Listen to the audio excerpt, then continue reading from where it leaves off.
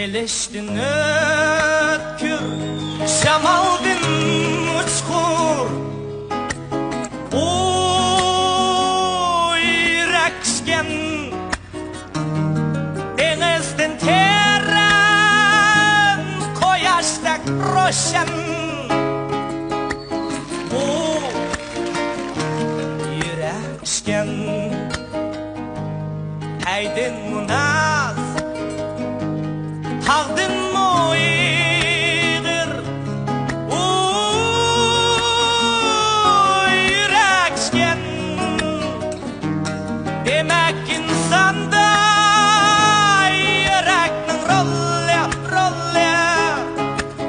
Ha, kereksken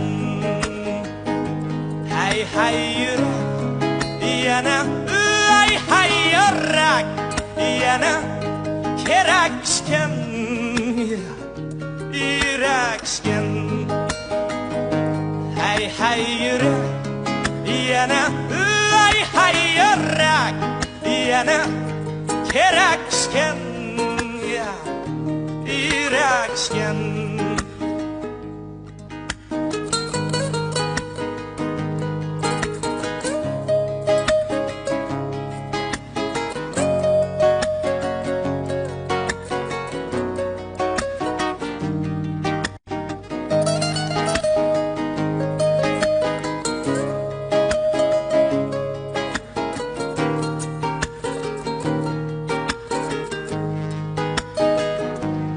Sütke bir ap, pahtidek yumuşak. Oy reksken, taşten mo patdik, kekredek açık. Oy reksken, geherdin esil, Hamidin rezil. Oy yüreksken, demek insanda yüreknin rolü. Ha, kereksken, hay hay yürek yana, hay hay yürek yana.